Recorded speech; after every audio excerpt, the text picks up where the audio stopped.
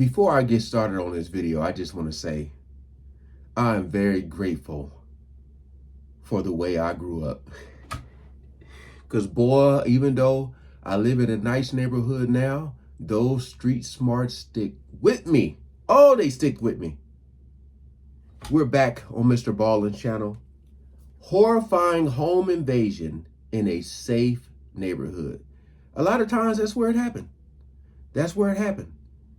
You know, I know in Beverly Hills, it's crazy because like there's a lot of people who live in these nice big old houses and they are never at home.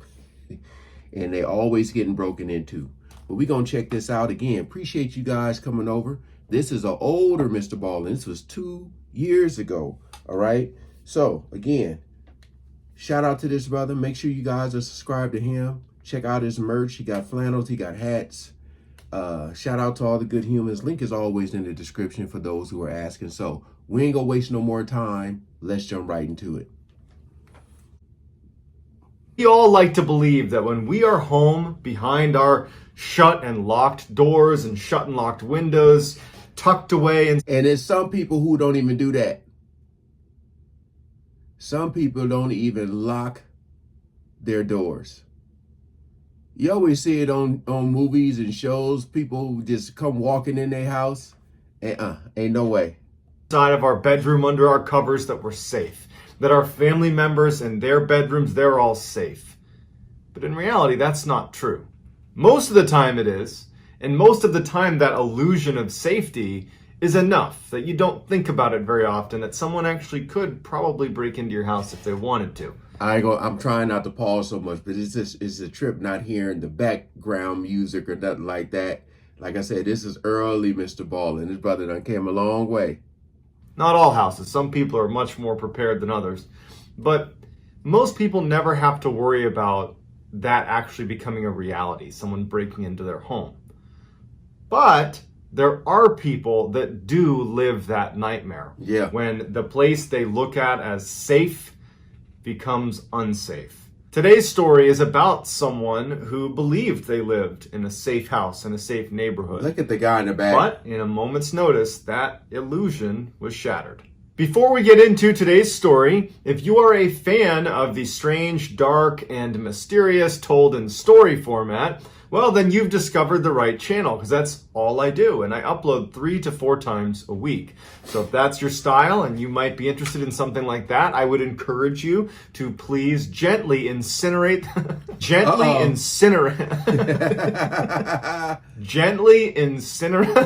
You can't do it together. Here we go. Please gently incinerate the like button and then subscribe to my channel and turn on all post notifications so you don't miss any of those weekly uploads. All right, let's get into today's story. In 2017, a woman had just moved in to a beautiful home in Northern California that was just outside the suburbs. It was in kind of a more rural area. You know, there wasn't any street lights. She did have neighbors, but they were, pretty far away from where she was actually staying, but she loved it. And it was this beautiful area. She'd go outside at night on her porch and she'd look up, and because there wasn't much light pollution, she could see the stars, and she just loved it. And even though she didn't see her neighbors very often, she knew them. They were older. They were really nice. It was just like a really warm, welcoming neighborhood, albeit people enjoyed their space, but it was safe. And it was a place that she truly loved and didn't expect to move anytime soon. Later that year, in the winter, she got home from work one day. She had a long shift. She was exhausted, and she pulls into her driveway, and when she steps out, she immediately smelled cigarette smoke. She didn't smoke. She didn't think her neighbors smoked. It was not a high-trafficked area. I mean, they're in kind of this rural part of Northern California, and her street, the only people that really ever went on it were her and her neighbors. And so she was thinking, like, who was smoking near my house?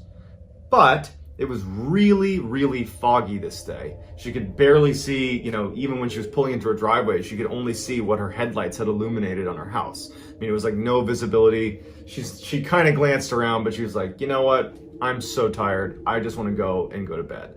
So she just kind of forgets about the cigarette smoke, wasn't really that concerned about it, and goes in her house. And even though it's like 7 o'clock, she's like, I'm just going to go to bed. So she heads upstairs, takes a shower, and gets in bed. couple hours later, she wakes up because she thinks she hears something on her first floor. At the time, she had a close friend that was taking classes in the city, but working outside of the city, and sometimes didn't have enough time to get back to his house to shower and clean up before work. And so she'd actually given him a set of her keys so that at odd hours when he was going between classes and work, he could just come to her house, take a shower, get changed. It was just a lot easier for him. And they were close enough, it wasn't a big deal. See, that's always sketchy because, I mean, not me. I don't even know if most people, but I know a lot of people, their mind, because of the fear, would automatically go and say, oh, that must be him. You know, he must have to stop by to, you know, because of the whatever. But that's the sketchy part. Oh, no. But he always texted her See? before he came to her house as a courtesy. Hey, I'm going to be there taking a shower, you know, using your house just for a minute. And they rarely actually ran into each other because his hours were so strange. So when she wakes up and hears commotion downstairs, the first thing she does is check her phone for a text message because she's assuming that it's her friend who's just, you know, stopped by to use the shower or change or whatever he's going to do. So she reaches over to her bedside table, grabs her phone, and she opens it, and it blinded her because she's just woken up, and she kind of squinted at her phone, and she couldn't really tell if there was any unread messages from him or not, but she just put her phone down and decided she would yell out, just a lot faster than trying to read this text message. So she yells out to him, and there's silence downstairs. And she yells out again, hey, is that you? Oh, those stairs. And then all of a sudden she hears very loud footsteps running across the first floor, charging up the stairs. She instinctively leaps out of bed, runs into her closet, which is right across from her bed. And as soon as she's literally stepping into the closet, she can hear whoever was downstairs now is in the hallway upstairs.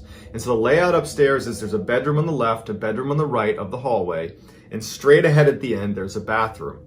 And the two bedroom doors were shut. The bathroom door was open. This person bombed up the stairs and ran right past the bedroom doors, one of them she was in, straight to the bathroom. It allowed her an opportunity to pop open the attic crawl space that the access was inside of her closet. Man. She pops that open and is able to clamber up into the attic, and is literally her feet are still being sucked up into the attic as whoever that was, they realize she's not in the bathroom and they started charging back down. They punch open the door that she's in and they charge into her bedroom. She's trying to suck her legs up into the attic crawl space. She gets him up just in time and has her knees sucked up against her chest when he comes into her bedroom, flips on the light, and opens the closet. From her vantage point, she's looking down, and just because of the way the view was obscured, she could only make out that it was someone wearing like kind of tattered jeans with the cuffs rolled up and dirty work boots. This was definitely not her friend. And as she's looking at his shoes and pants, wondering if he's gonna poke his head in and look up and see this crawl space where she is, and she has nothing she can do. If he decided to reach up and get her, there's nowhere for her to go. She didn't have her phone, it was on the bedside table, and she's just hoping that he doesn't see her. Luckily, he turns around and starts rummaging through everything in her bedroom, basically looking for her. Flips the bed over, knocks over the dresser, and then he screams this loud scream of frustration. And damn, you miss a ballin' with these images. What? Golly. These images are crazy. Oh. Basically looking for her. Flips the bed over, knocks over the dresser, and then he screams this loud scream of frustration. And as he's screaming, she pushes the little crawl space cover over the spot. So now she's completely tucked away inside of the crawl space and she can't see anything. And for the next several hours, this person was literally screaming and running around the house, punching walls, screaming, "Where are you?" Running down the hall, reopening the bathroom, going into the other bedroom, clearly knocking things over, just going crazy looking for this girl. And then it slowed down and she heard him walking around the house, and he would say periodically, "Gonna find you. Oh. You haven't left yet. I'm gonna find you." She started smelling cigarette smoke. He was smoking inside of her house. And then she realized that he was probably at her house when she first got in. That's why she smelled the cigarette smoke. For hours, she huddled inside of this attic crawl space that realistically is a little bit obscured inside of the closet. You would need to be looking for it to see it. And she just hoped that he didn't find her. And so she started counting. She figured, if I can just count to 1,000 with silence downstairs, if I can do that, that means he's probably gone. And so she would start counting, and she'd get to like 200, and then she'd hear him whispering or yelling or knocking something over, and she'd go back down to 0.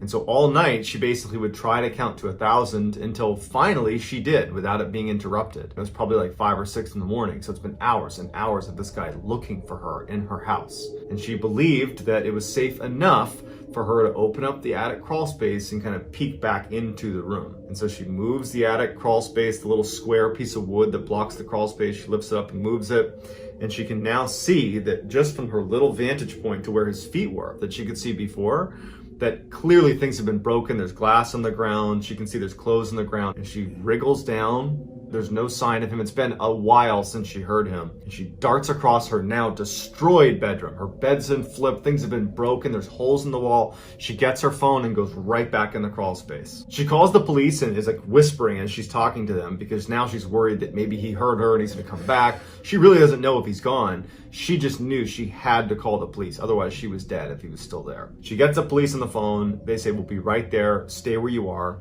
The police show up and she can hear them entering the house. They're yelling, police, we're coming inside. They search the whole house and they start yelling for her. They start yelling for her by name. And at this point, she feels comfortable opening up the crawl space and coming down to show herself. Sure enough, there's the police and they're like, there's nobody here. Do you want to walk around the house and see if anything was taken? Every room was completely trashed. Holes in the wall, things broken.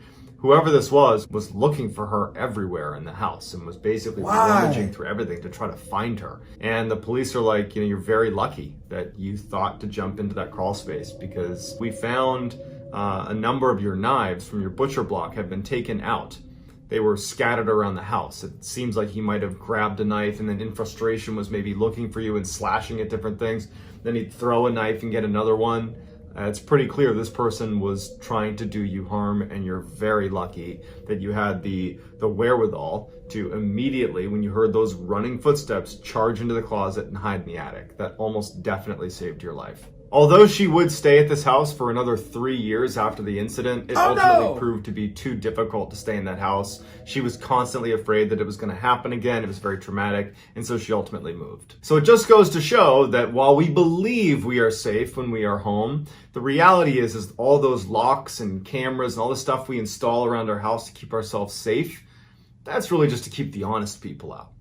The monsters out there, the evil people that want to do us harm, they don't care about breaking windows and forcing their way in. So you should always have a plan of what you would do if someone broke into your home, how you would handle it, whether it is an escape plan or even concealed weapons. But you should do something to protect yourself and have a plan in case the worst case scenario happens to you. So that's going to do it, guys. If you enjoyed the story today, shoot him. I can't believe she stayed there 3 more years. That blows my mind. I would have been gone that day, leave everything in the house. Dude. And I love how he put safe neighborhood. Again, people, lock your doors. Lock your doors. Somebody could be in your house and you don't even know it. Like I said, we got cameras and other things, but also it's good for your neighbors to have a camera, so you can have different vantage points or whatever. But like he was saying, it don't matter. If people want to be crazy, they're going to be crazy. And you know how you got to meet crazy. And then you ask questions later. But wow, this was pretty cool seeing an old Mr. Ballin video, man. But that damn voice, oh my goodness.